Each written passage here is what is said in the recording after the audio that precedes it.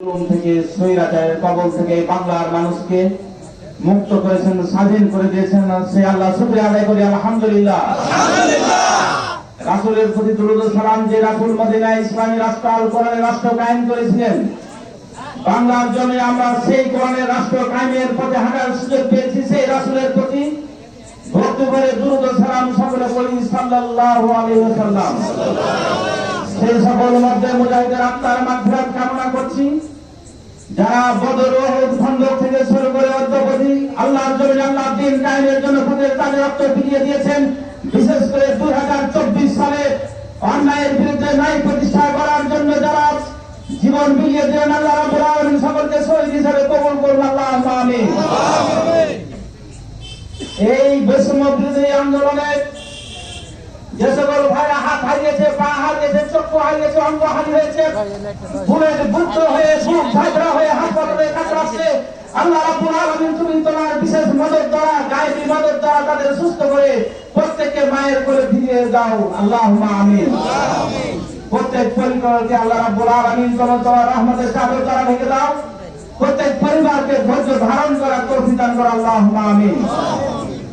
Bangladesh Jamaat Islami লালমোহনা union 9 নম্বর word কর্তৃক আয়োজিত আজকের এই বিশাল দাওয়াতি সমাবেশের ভাই পরিচালক, আজকের প্রোগ্রামের সম্মানিত সভাপতি, অত্র ইউনিয়নের সম্মানিত আমির হাফেজ মাওলানা মনিরুল ইসলাম, আজকের প্রোগ্রামের বর্তমানে প্রধান আকর্ষণ, যার জন্য আমরা অধীর আগ্রহে অপেক্ষা করছি, শিবগঞ্জবাসীর আপামর জনতার প্রাণ প্রিয় নেতা, বাংলাদেশ জামাত ইসলামী রাজশাহী মহানগরীর সম্মানিত আমির, কেন্দ্রীয় কর্ম পরিষদের অন্যতম সদস্য, শিবগঞ্জ উপজেলার সাবেক 2 বারের সফল চেয়ারম্যান, প্রাণ প্রিয় নেতা ডক্টর মাওলানা কেরামত আলী, সংগ্রামী এলাকাবাসী, আসসালামু আলাইকুম ওয়া রাহমাতুল্লাহ। সম্মানিত ভাইরা, সংগ্রামী ভাইরা, 5 তারিখ 5ই আগস্ট আল্লাহ রাব্বুল আলামিন এই স্বৈরাচারের কবল থেকে, জুলুমবাজের জালেমের কবল থেকে বাংলা জাতিকে আমাদেরকে স্বাধীন করেছেন, মুক্ত করে দিয়েছেন। আপনারা খুশি না দাদা? এই জন্য আবারও শুকরিয়া আদায় করি, আলহামদুলিল্লাহ। সম্মানিত ভাইরা, এই স্বৈরাচার সরকার 2008 সালে ক্ষমতা আসার পরে 2009 সালের 25শে ফেব্রুয়ারি পিলখানায় এই বাংলাদেশের দেশপ্রেমিক চৌকস সেনাবাহিনীকে হত্যা করার মধ্য দিয়ে তার ষড়যন্ত্র কূটকৌশল শুরু করেছিল। সেনাবাহিনীর পরে তারা চিন্তা করেছে এরপরে দক্ষ এবং দেশপ্রেমিক জনশক্তি হচ্ছে জামাত ইসলামী। জামাত ইসলামীর 11 জন নেতৃবৃন্দকে ফাঁসি এবং জেলখানায় ষড়যন্ত্র করে হত্যা করেছে, কথা ঠিক কিনা বলো?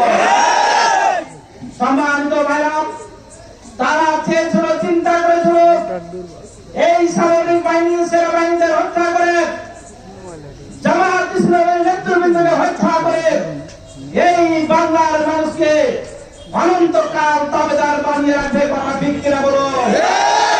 তারা কি আমাদেরকে তাবেদার বানিয়ে রাখতে পেরেছে? তারা কি আমাদেরকে গোলাম বানিয়ে রাখতে পেরেছে? সম্মানিত ভাইরা, আল্লাহ রাব্বুল আলামিন দয়া করে, অনুগ্রহ করে আমাদেরকে স্বাধীনতা দান করেছে। আমরা যদি এই বাংলার মানুষ এই স্বাধীনতাকে লালন না করতে পারি, বুকে ধারণ না করতে পারি, এই স্বাধীনতাকে চূড়ান্ত স্বাধীনতার রূপ দান না করতে পারি, এই বাংলার জমিনে যদি আমরা আল্লাহর আইন এবং সতর্কের শাসন কায়েম করতে না পারি, তাহলে আল্লাহ রাব্বুল আলামিন বেজার হবেন, অসন্তুষ্ট হয়ে স্বাধীনতাকে আবার ফিরিয়ে নেবেন, অন্য কোন জালেম স্বৈরাচারের আমাদেরকে গোলাম বানিয়ে দেবেন। আপনারা কি স্বৈরাচার আর গোলাম হতে চান? এই বাংলার বসত আবার কোন স্বৈরাচারের কাছে টাকা দেওয়া যাবে? সুতরাং আসেন, 71 সাল থেকে অদ্যাবধি প্রায় 53 বছর ধরে জাতীয়তাবাদ, ধর্ম নিরপেক্ষতাবাদ সব দল ক্ষমতায় এসেছে, কথা ঠিক করে বলুন। তারা এসেছে, তারা বাংলার মানুষকে কি শান্তি দিতে পেরেছে? তারা কি বাংলার মানুষের সুশাসন কায়েম করতে পেরেছে? তারা কি বাংলার মানুষকে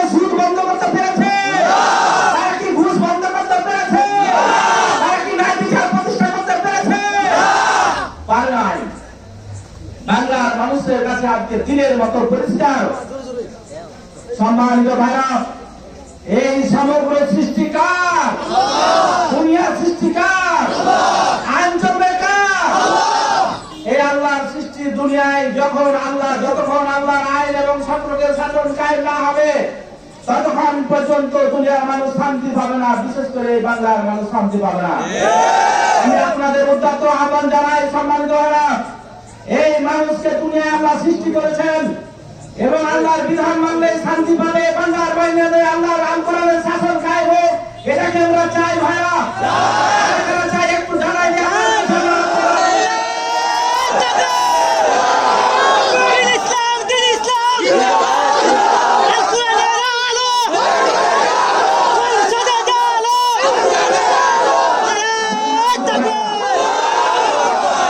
সম্মানিত ভাইরা, 1971 স্বাধীনতার মধ্য দিয়ে মরহুম শেখ মুজিবুর রহমান ছিলেন ক্ষমতায়। তিনি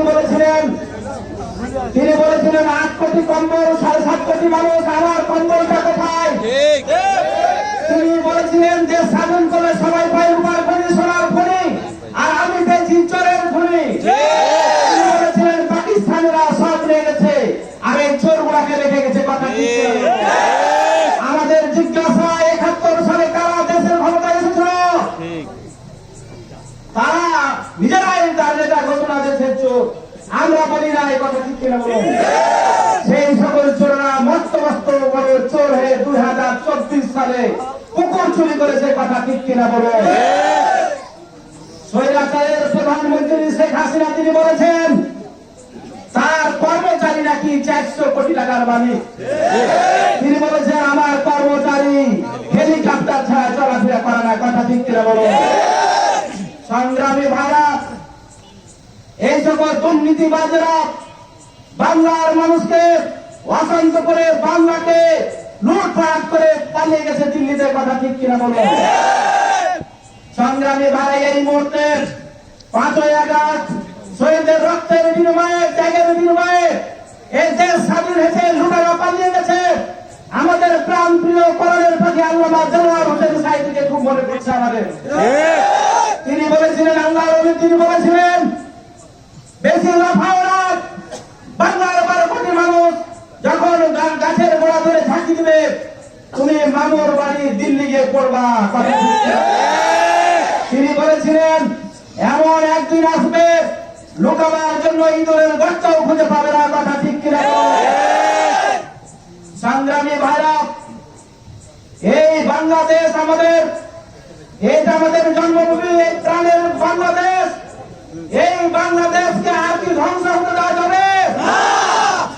আর কি নষ্ট হতে দেওয়া যাবে? তাই আসুন সকলেই এক আল্লাহর আইন আর কোরআনের কাছে ফিরে আসি। এই বাংলাদেশে 53 বছর ধরে কোন দল শান্তি দিতে পারে নাই, কোন মতবাদ বাংলার মানুষকে শান্তি দিতে পারে নাই।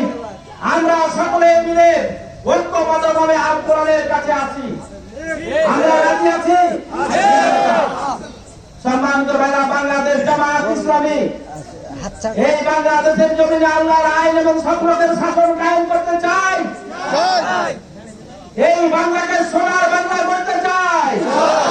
অতীতে সবাই সোনার বাংলা গড়ার স্বপ্ন দেখেছে, কিন্তু তারা সোনার মানুষ তৈরি করতে পারেনি। সম্মানিত ভাইরা, সোনার মানুষ গড়ার কারখানা রয়েছে জামাত ইসলামী ছাত্র শিবিরের কাছে। জামাত ইসলামী ছাত্র শিবির হচ্ছে সোনার মানুষ গড়ার কারখানা। কথা ঠিক কিনা? আমাদের সাবেক আমিরে জামাত মাওলানা মতিউর রহমান নিজামী, আলী আহসান মোহাম্মদ মুজাহিদ তৎকালীন 2001 সালের সরকারের 5 বছর একাধিক মন্ত্রণালয়ের মন্ত্রী দায়িত্ব ছিল। কথা ঠিক কিনা বলো? আমাদের প্রিয় নেতাদের 5টি পয়সা আত্মসাতের প্রমাণ কোন বাদের বেড়া দিতে পেরেছে? নাই। জামাত ইসলামী বাংলাদেশের জনগণের জন্য, মানুষের কল্যাণের জন্য স্বাধীনতা তৈরি করে থাকে। আপনাদের মঞ্চে বসে আপনার ডক্টর মাওলানা কেরামত আলী, তিনি 2 বার উপজেলা চেয়ারম্যান ছিলেন, 5টি পয়সা দুর্নীতি করার কেউ প্রমাণ দিতে পারবে? নবাবগঞ্জের মেয়র নজরুল ভাই ছিলেন, 5টি পয়সা আত্মসাতের প্রমাণ কেউ দিতে পারবে? এমপি লতিফুর রহমান ছিলেন, আত্মসাতের প্রমাণ দিতে পারবে? শিবগঞ্জের জাফর আলী চেয়ারম্যান ছিল, কেউ আত্মসাতের প্রমাণ দিতে পারবে? সোনার বাংলা করতে চাই।